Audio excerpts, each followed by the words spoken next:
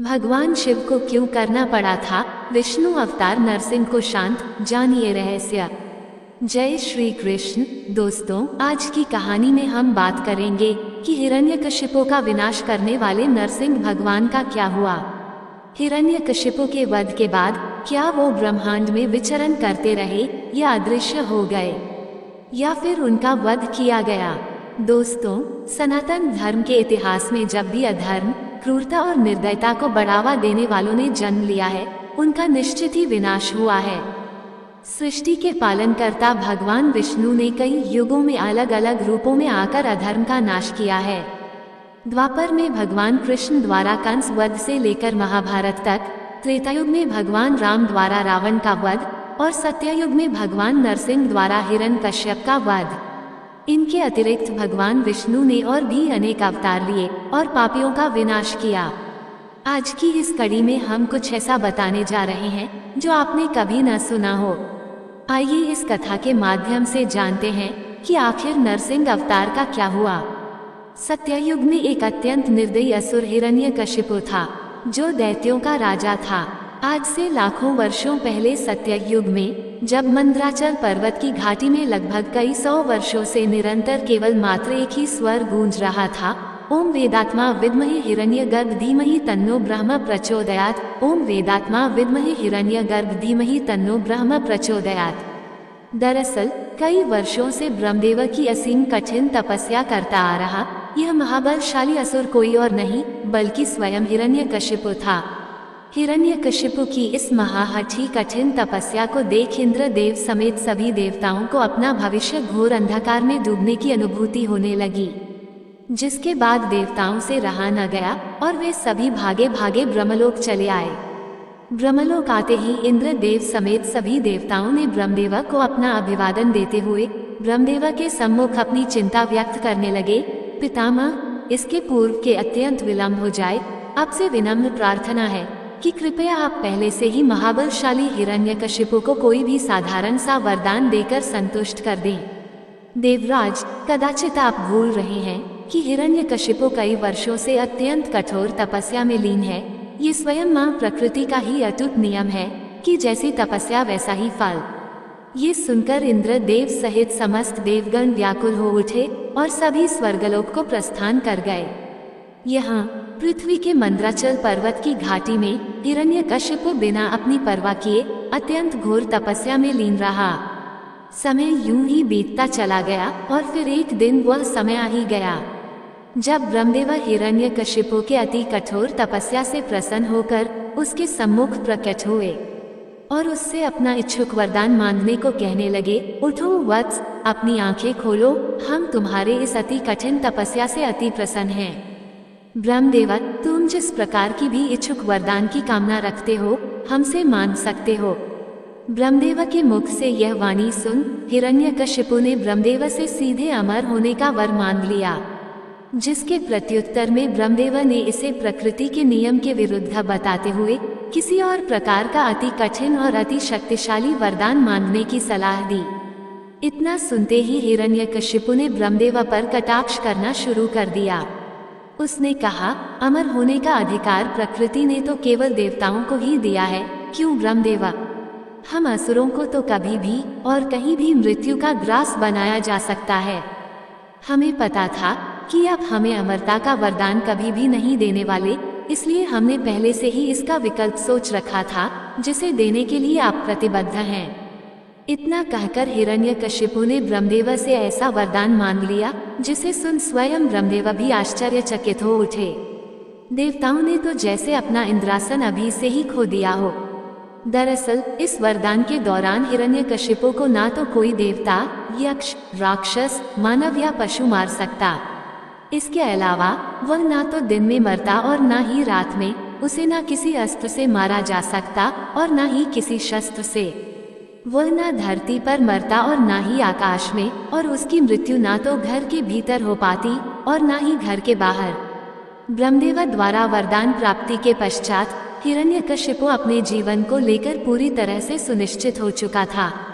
अब उसे अपनी मृत्यु का भय नहीं था, वह स्वयं को अजय और अमर ही समझ बैठा। वरदान प्राप्ति के पश्चात हिरण्यकशिपु मंदराचल पर्वत की घाटी से निकलकर सीधे अपने विशालकाय राज्य हिरण्यकृन वन पहुंच गया, जहां उसका स्वागत बड़े ही हर्षोल्लास से किया गया। अपने सिंहासन में बैठने के पश्चात उसने अपने आसुरी सैनिकों को सबसे पहले तो अपने राज्य व राज्य के आसपास के क्षेत्रों में हो रहे विष्णु भगवान के पूजा पाठ को तत्काल ही प्रतिबंध करवाने का आदेश दे दिया। असल में उस समय काल से भी लगभग लाखों वर्षों पहले श्री विष्णु के वराह अवतार ने हिरण्यकशिपु के छोटे भ्राता हिरण्याक्ष को पृथ्वी को ब्रह्मांडी महासागर में डुबो देने और समस्त देवताओं को मृत्यु का ग्रास बना देने के कुप्रयास के कारण मृत्यु के घाट उतार दिया था, और इसी कारणवश हिरण्यकशिपु श्री विष्णु का परम शत्रु बन चुका था, और यदि कोई इसका विरोध करे तो उसे निसंकोच वही मृत्यु के घाट उतार देता था। हिरण्यकशिपु के इस उद्दंडता से राज्य के समस्त विष्णु भक्त आतंकित हो चुके थे और कई तो मृत्यु के ग्रास भी बन चुके थे। समय बीतने के साथ साथ हिरण्यकशिपु और भी अधिक निर्दय बनता गया। धीरे धीरे उसके अंदर विस्तारवाद की सोच पनपने लगी, जिसके बाद उसने पूरी पृथ्वी में अपना आधिपत्य स्थापित करने का मन बना लिया और साथ ही बिना विलंब किए उसने योजना बनाना भी आरंभ कर दिया। योजना बनते ही हिरण्यकशिपु अपने आसुरी सैनिकों को साथ में लिए सबसे पहले तो अपने पड़ोसी राज्यों के ऊपर प्रचंड रूप से टूट पड़ा। हिरण्यकशिपु जैसे महाबलशाली असुर को देख आसपास के समस्त राजाओं ने आपस में गठबंधन कर लिया। समस्त राजा मिलकर युद्ध के मैदान में हिरण्यकशिपु के विरुद्ध युद्ध लड़ने तो चले आए, परंतु वे ज्यादा समय तक युद्ध को संभाल न सके। हिरण्यकशिपु उन सभी राजाओं पर अकेले ही भारी पड़ने लगा। हिरण्यकशिपु और उसके कुछ आसुरी योद्धाओं ने कुछ ही क्षण भर के भीतर समस्त राजाओं समेत उनके समस्त सैनिकों को मृत्यु के घाट उतार दिया और फिर उनके राज्य पर अपना आधिपत्य जमा लिया। अब इसके बाद हिरण्यकशिपु विस्तारवाद को प्रचंड रूप से जोर देते हुए पृथ्वी के अलग अलग कोनों में फैलाना शुरू कर दिया। उसने अत्यंत ही कम समय काल के भीतर ही पृथ्वी के हर राज्यों, महाद्वीपों और कबीलों पर अपना आधिपत्य जमा लिया। उसके नाम मात्र से ही समस्त मनुष्य जाति थर थर कांपने लगी थी। समस्त पृथ्वी पर अपना आधिपत्य स्थापित करने के पश्चात हिरण्यकशिपु ने अपनी दृष्टि पाताल लोक पर केंद्रित की, जहाँ की तमाम प्रकार के शक्तिशाली राक्षसों और असुरों का राज्य था। हिरण्यकशिपु ने पाताल लोक के समस्त असुरों के ऊपर आधिपत्य स्थापित करने से ठीक पहले एक असुर होने के नाते उनके पास अपने दूतों को भेजकर स्वयं को उन पाताल लोक के असुरों का राजा मनवाने पर दबाव बनाने लगा, जिसे अधिकतर पाताल लोक के असुरों ने हिरण्यकशिपु के प्रबल क्षमता और शक्ति को ध्यान में रखते हुए सहज ही स्वीकार कर लिया, और जिन असुरों ने उसके प्रस्ताव को ठुकराया उन्हें हिरण्यकशिपु ने स्वयं धूल चटाकर अपने अधीन कर लिया। समय बीतने के साथ साथ हिरण्यकशिपु अब पृथ्वी समेत समस्त पाताल लोक का भी स्वामी बन चुका था, पर फिर भी उसकी विस्तारवाद की भूख अब तक शांत नहीं हुई थी। अब उसकी दृष्टि स्वर्ग लोक तक जा पहुंची थी। साथ ही उसे अपने भ्राता हिरण्याक्ष के अपूर्ण कार्य को भी पूर्ण करना था, जिसके लिए उसने अपने सेनापति और प्रमुख आसुरी योद्धाओं के साथ एक सर्वोत्तम युद्ध रणनीति बनाई और सही समय देख अपनी आसुरी सेना लेकर अपने तीव्र शक्ति का उपयोग करते हुए उसने राज्य के भीतर ही स्वर्गलोक जाने का ऊर्जावान प्रवेश द्वार खोल दिया।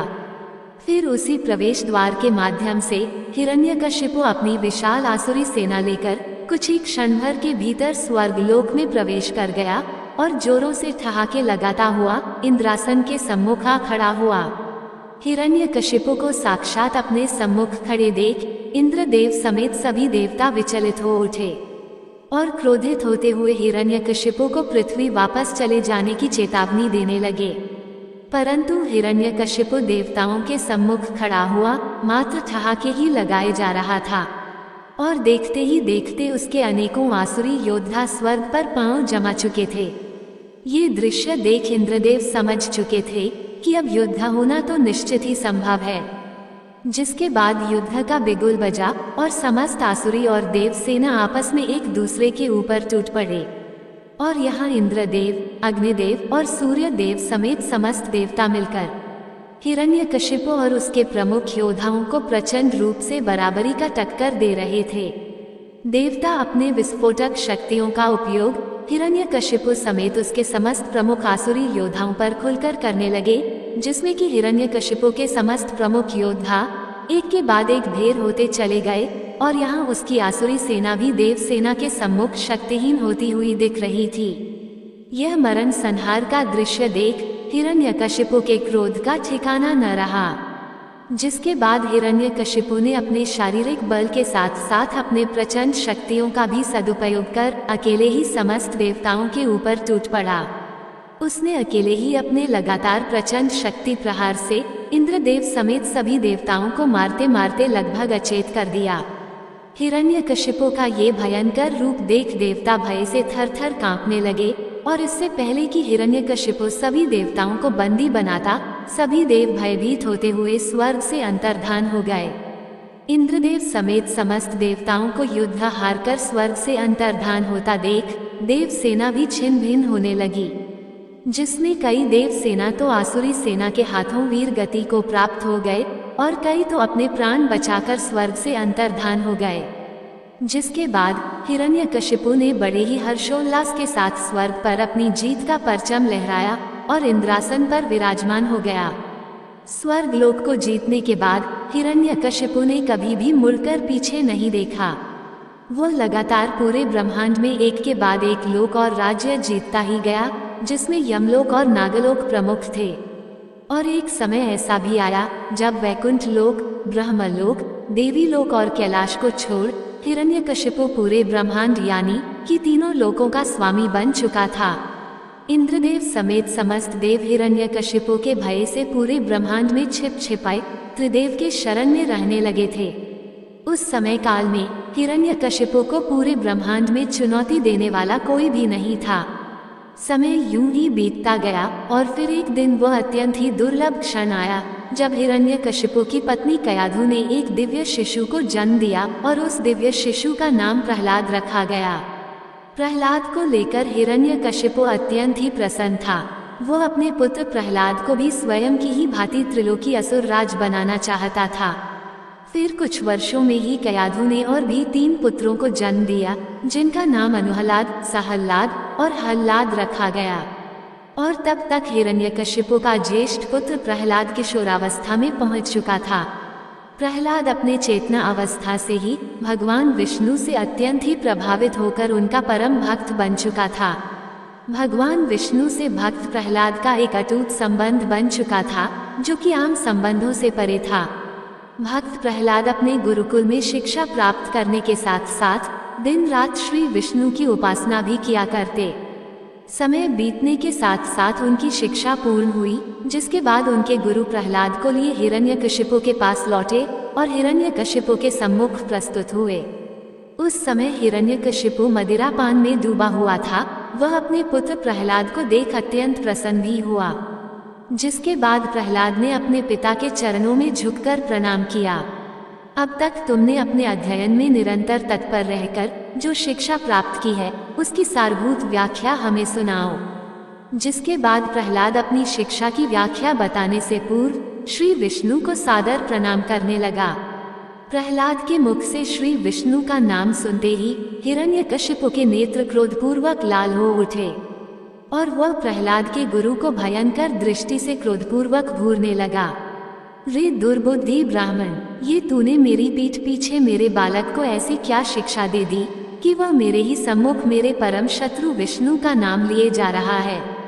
ये देख भक्त प्रहलाद के मस्तिष्क को अत्यंत घातक रूप से आघात पहुंचा, जिसके बाद उन्होंने भगवान विष्णु को स्मरण किया और उनसे समस्त मृत्यु के ग्रास बन चुके पुरोहितों को पुनः जीवन प्रदान करने के लिए प्रार्थना करने लगे। फिर भक्त प्रहलाद के भक्ति की शक्ति के फलस्वरूप कुछ ही क्षण भर के भीतर मात्र उनके स्पर्श मात्र से ही समस्त मृत हो चुके पुरोहित गण पुनः जीवित हो उठे। ये सब देख समस्त पुरोहित गण भक्त प्रहलाद से अत्यंत प्रसन्न हुए और उनको महान बताते हुए उनका आभार प्रकट करने लगे। जिसके बाद समस्त पुरोहित हिरण्यकशिपु के समक्ष जाकर उसे सारा समाचार ज्यों का त्यों सुनाने लगे। ये सुन हिरण्यकशिपु आश्चर्य और क्रोध से जल उठा। जिसके बाद हिरण्यकशिपु ने भक्त प्रहलाद को अपने समक्ष बुलाकर उनसे हर बार मृत्यु के मुख से बच निकलने का रहस्य पूछने लगा, जिसके प्रत्युत्तर में भक्त प्रहलाद ने इसे श्री विष्णु भगवान की ही कृपा बताई। ये सुन हिरण्यकशिपु ने इस बार क्रोधपूर्वक अपने असुरी सैनिकों को भक्त प्रहलाद को पकड़ महल से 100 योजन की ऊंचाई से सीधे नीचे गिरा देने का आदेश दे दिया। जिसके बाद हिरण्यकशिपु के निर्दय आसुरी सैनिकों ने भक्त प्रहलाद को उठाकर महल से सीधे 100 योजन नीचे फेंक दिया और नीचे गिरते समय भक्त प्रहलाद श्री विष्णु का स्मरण करने लगे। श्री विष्णु की कृपा से भक्त प्रहलाद के धरती में गिरने से पूर्व ही जगत धात्री पृथ्वी ने भक्त प्रहलाद को अपने गोद में थाम लिया और धरती पर रख अंतर्धान हो गई। भक्त प्रहलाद को सकुशल देख आसुरी सैनिकों ने हिरण्यकशिपु को ये समाचार सुना दिया। ये समाचार सुन हिरण्यकशिपु क्रोध से लाल होते हुए तनिक भी विलंब ना करते हुए अपने आसुरी सैनिकों को भक्त प्रहलाद को नागपाश से बांधकर महासागर में डुबो देने का आदेश दे दिया।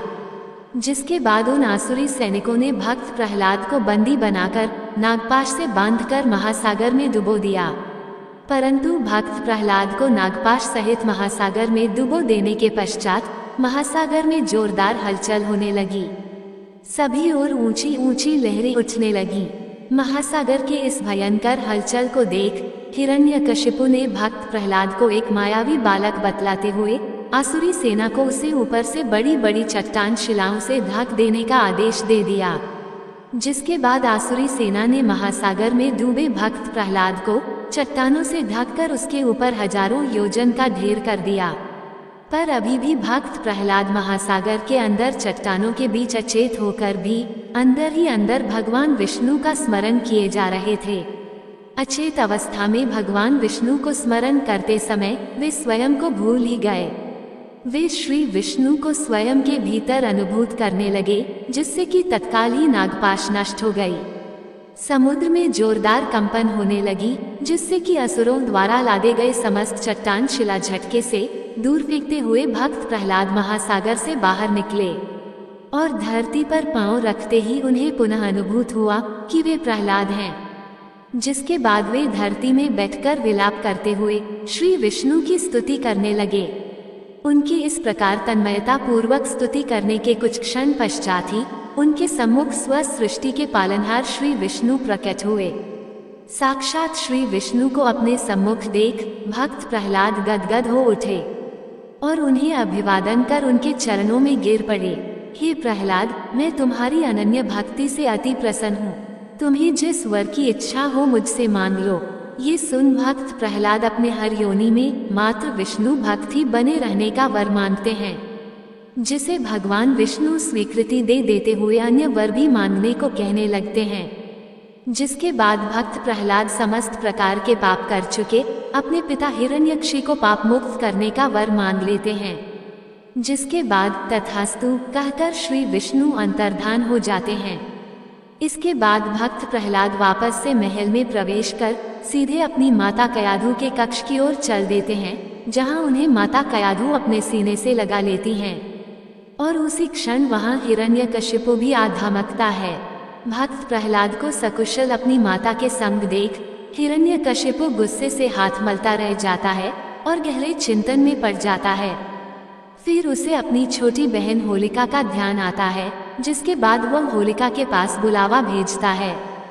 फिर अगले ही दिन महल में होलिका का आगमन होता है, जिसके साथ हिरण्यकशिपु एक संपूर्ण भयंकर योजना बनाता है, जिसे पूरे नगर में एक आयोजन का नाम दे दिया जाता है। और इस आयोजन के अंतर्गत भक्त प्रहलाद को जलती हुई चिता में होलिका के संग बिना किसी क्षति के बैठने की घोषणा कर दी जाती है।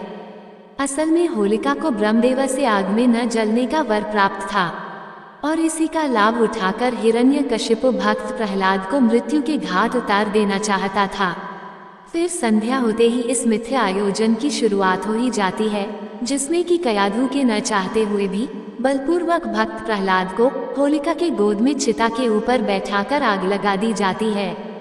आग लगते ही भक्त प्रहलाद श्री विष्णु को स्मरण करने लगते हैं और वहीं होलिका जोर जोर से ठहाके लगाने लगती है, जिसे देख हिरण्यकशिपु भी जोर जोर से ठहाके लगाने लगता है। फिर कुछ क्षण बीतने के पश्चात भक्त प्रहलाद को तो कुछ न हुआ, परंतु वहीं होलिका को गर्मी की अनुभूति अवश्य होने लगती है। क्षण बीतने के साथ साथ यह गर्मी जलन में परिवर्तित हो जाती है और होलिका उसी चिता में छटपटाते हुए भस्म हो जाती है, जिसे देख हिरण्यकशिपु मात्र गर्जना और विलाप के कुछ न कर पाया। और वहीं भक्त प्रहलाद फिर से सकुशल मृत्यु को मात देते हुए चिता से बाहर आ गए, जिसे देख सभी आश्चर्यचकित हुए, पर हिरण्यकशिपु क्रोध से लाल हुए जा रहा था। नगर समेत महल में शोक का वातावरण था। धीरे धीरे सूर्यास्त भी हुआ और फिर आसुरी सैनिकों ने भक्त प्रहलाद को बलपूर्वक राजसभा में हिरण्यकशिपु के सम्मुख प्रस्तुत किया। भक्त प्रहलाद को अपने सम्मुख देख हिरण्यकशिपु अपने अति क्रोध और घमंड से भरे स्वर में भक्त प्रहलाद को असुर जाति के नाम पर एक कलंक मात्र बताने लगा और स्वयं को असल भगवान, साथ ही श्री विष्णु समेत समस्त देवी देवताओं को शक्तिहीन बताते हुए स्वयं मात्र को बताया शक्तिमान। मैं स्वयं सूर्य हूँ, मैं स्वयं चंद्र हूँ, मैं स्वयं वायु हूँ, मैं स्वयं काल हूँ, पूरी सृष्टि में मुझसा न कोई भगवान। इतना कहते हुए हिरण्यकशिपु मात्र को ही भगवान मनवाने के लिए भक्त प्रहलाद पर जोर देने लगा, जिसे कि भक्त प्रहलाद ने गलत बताते हुए मात्र भगवान विष्णु को ही सत्य बताया। ये सुन हिरण्यकशिपु ने क्रोध में आते हुए भक्त प्रहलाद के सीने में जोरों से लात मारी, जिससे कि भक्त प्रहलाद जोरों से छिटक गए और गिर पड़े और अधमरी अवस्था में पहुंच गए। कहाँ गया तेरा भगवान? बुला अपने भगवान विष्णु को, वह बचा सकता है तो आकर बचा ले तेरा प्राण। जिसके बाद भक्त प्रहलाद ने भगवान विष्णु को हर जगह विराजमान होने की बात कही, यहाँ तक कि महल के हर खंभे में भी। ये सुन हिरण्यकशिपु महल के खंभों को अपनी गदा प्रहार से पागलों की तरह चकनाचूर करने लगा। यूं ही खंभों को चकनाचूर करते हुए वह एक और खंभे में अपनी गदा प्रहार कर देता है, परंतु वह खंभा चकनाचूर ना होकर ज्यों का त्यों रह जाता है, जिसे देख हिरण्यकशिपु आश्चर्य में पड़ जाता है। जिसके बाद वह क्रोध में आकर उस खंभे में अनेकों प्रहार करता है, परंतु वह खंभा ज्यों का त्यों ही रह जाता है। फिर कुछ क्षण के बाद वह खंभा अपने आप धीरे धीरे फटने लगता है। फिर वह खंभा अचानक अति तीव्र गति से फट पड़ता है, जिसके धमाके से हिरण्यकशिपु अति दूर जा गिरता है। फिर धुंधले हो चुके राजसभा में एक भयावह गर्जना गूंज उठती है और धुंध को दूर करते हुए गर्जना करते हुए अद्भुत श्री विष्णु अवतार नरसिंह हिरण्यकशिपु के समक्ष आ खड़े होते हैं, जिन्हें देख हिरण्यकशिपु आश्चर्य में पड़ जाता है। तो वहीं भक्त प्रहलाद हाथ जोड़े भक्तिमय हो जाता है। ये देख हिरण्यकशिपु समझ जाता है कि हो न हो ये स्वयं विष्णु है। जिसके बाद अपने समक्ष महाउग्र नरसिंह को देख हिरण्यकशिपु स्वयं भी महाक्रोधित होते हुए अपनी गदा लिए भगवान नरसिंह पर टूट पड़ता है और नरसिंह पर अपनी गदा लिए अंधाधुंध प्रहार करने लगता है, पर उसके गदा का नरसिंह पर कोई भी असर न होता है। जिसके बाद नरसिंह अपने पंजे के एक ही वार से हिरण्यकशिपु के गदा को चकनाचूर कर देते हैं। ये देख हिरण्यकशिपु तिलमिलाते हुए एक धारदार शक्तिशाली तलवार प्रकट कर नरसिंह पर फिर से प्रहार करने लगता है, पर तलवार का भी नरसिंह पर कोई असर न होता है, जिसे कि नरसिंह पुनः अपने प्रहार से नष्ट कर देते हैं। यूं ही अपने अनेकों अस्त्र शस्त्र को नष्ट होते देख हिरण्यकशिपु अब मल युद्ध करने को उतारू हो जाता है। जिसके बाद वह अपने मुके को ताने सीधे नरसिंह पर टूट पड़ता है, परंतु नरसिंह उसके मुके को पकड़ धरती पर पटक देते हैं और उसे मल युद्ध के दौरान वही धूल चटाने लगते हैं। ये शक्तिशाली दृश्य देख समस्त असुर आश्चर्यचकित होते हुए डर से थरथराने लगते हैं। ये पहली बार था जब हिरण्यकशिपु के समक्ष कोई उससे भी अधिक शक्तिशाली उससे युद्ध करता हुआ उसे लगातार धूल चटाए जा रहा था। स्वयं को यूं लगातार मार खाता हुआ देख वह समझ चुका था कि अब भागने में ही उसकी भलाई है। जिसके बाद वह नरसिंह से दूरी बनाता हुआ इधर उधर भागने लगा, परंतु नरसिंह भगवान ने उसका पीछा करते हुए उसे अपने पंजों में दबोच लिया और उसे पूरे राजमहल में घसीटते हुए मुख्य द्वार के चौखट तक ले गए और उसे हवा में उछलते हुए अपने गोद में लेटा दिया। विष्णु, मुझे कोई भी नहीं मार सकता, चाहे कितना भी प्रयत्न कर लो। तब भगवान विष्णु कहते हैं, तुम अब न घर के अंदर हो न ही बाहर, तुम ना धरती पर हो और ना ही आकाश में, ना अभी दिन है और ना रात्रि। मैं ना तुझे अस्त्र से मारूंगा और ना शस्त्र से, और मैं ना तो देवता हूँ, ना यक्ष, ना राक्षस, ना मनुष्य और ना ही पशु। मैं हूँ नरसिंह। इतना कह नरसिंह सीधे अपने धारदार पंजों से हिरण्यकशिपु के उदर को बीच से चीरने लगे, जिससे कि हिरण्यकशिपु के प्राण पखेरु वहीं उखड़ गए और वह वहीं भगवान नरसिंह के हाथों मृत्यु को प्राप्त हो गया। ये देख भक्त प्रहलाद को अपने पिता की मृत्यु का अत्यंत शोक हुआ, परंतु इसे उन्होंने श्री विष्णु की इच्छा मात्र समझते हुए भगवान नरसिंह के समक्ष हाथ जोड़े बैठे रहे। अपने असुर राज्य को यूं छटपटाता हुआ मृत्यु के घाट उतरता देख समस्त आसुरी सेना हिरण्यकशिपु के चंगुल से मुक्त होते हुए पाताल लोक की ओर भागने लगी, और हिरण्यकशिपु के कुछ प्रमुख आसुरी सैनिकों ने ये भयंकर दृश्य देख अपना नियंत्रण खोते हुए नरसिंह पर हमला बोल दिया, जिसके बाद नरसिंह ने अपने प्रलयनकारी प्रहार से समस्त उग्र आसुरी सैनिकों को मिट्टी में मिला दिया। समस्त सृष्टि को हिरण्यकशिपु के चंगुल से मुक्त होते देख इंद्रदेव समेत समस्त देवता अत्यंत प्रसन्न हुए, पर उनकी यह प्रसन्नता चिंता में तब परिवर्तित हो गई जब नरसिंह समस्त उग्र हो चुके संपूर्ण आसुरी सेना को मृत्यु के घाट उतार देने के पश्चात भी शांत न हुए। असल में हिरण्यकशिपु जैसे महाप्रलयनकारी असुर समेत उसके समस्त प्रमुख असुरों को मारते मारते नरसिंह का क्रोध इतना उग्र हो चुका था कि वह अब शांत होने की जगह बढ़ता ही जा रहा था, और अब वे पूरी तरह से अपने नियंत्रण से बाहर हो चुके थे, जो कि संपूर्ण सृष्टि के विनाश का कारण बनने वाला था। और यह विनाश लीला देख समस्त देवताओं को सिर्फ एक ही मार्ग सूझा, और वो था कैलाश का मार्ग। जिसके बाद समस्त देवता पृथ्वी में स्थित कैलाश चले आए। सृष्टि की रक्षा करे महादेव, अन्यथा नरसिंह पृथ्वी समेत समस्त सृष्टि को उजाड़कर समाप्त कर देंगे। इस पूरी सृष्टि में एकमात्र आप ही हैं जो नरसिंह देव को नियंत्रण में ला सकते हैं। जागिए महादेव, जागिए। सभी देवों ने महादेव से जाकर प्रार्थना की कि वो नरसिंह भगवान का क्रोध शांत करें। तब शिवजी ने सर्वप्रथम वीरभद्र को नरसिंह को शांत करने के लिए भेजा, परंतु वीरभद्र भी उनका क्रोध शांत नहीं कर सके। तब अंततः महादेव ने सर्वेश्वर अवतार लिया। शिवजी के इस रूप को शरभ अवतार भी कहा जाता है, जिसमें मनुष्य, पक्षी और शेर का समावेश था। सर्वेश्वर अवतार में महादेव ने नरसिंह भगवान का क्रोध शांत करने का प्रयास किया, परंतु नहीं कर सके। तब निरंतर 18 दिनों तक सर्वेश्वर भगवान और नरसिंह भगवान का युद्ध चला।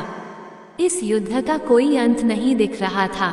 जब समय के साथ नरसिंह भगवान का क्रोध शांत होने लगा, तब उन्होंने विचार किया कि शिवजी ने ये रूप केवल उनका क्रोध शांत करने के लिए लिया है। तब नरसिंह भगवान ने स्वयं को शांत किया और श्री हरि विष्णु में विलीन हो गए। वही कुछ कथाओं के अनुसार शिवजी के शरभ अवतार का रूप बहुत भयंकर था। उनके सामने नरसिंह रूप की शक्तियां खत्म हो गई थी और नरसिंह भगवान ने समर्पण कर स्वयं को शांत किया और भगवान विष्णु में विलीन हो गए।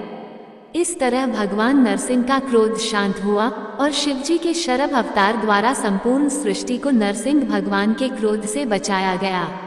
जय श्री हरि विष्णु, जय महादेव। तो दोस्तों, आपको और आपके परिवार को होली की बहुत बहुत शुभकामनाएं।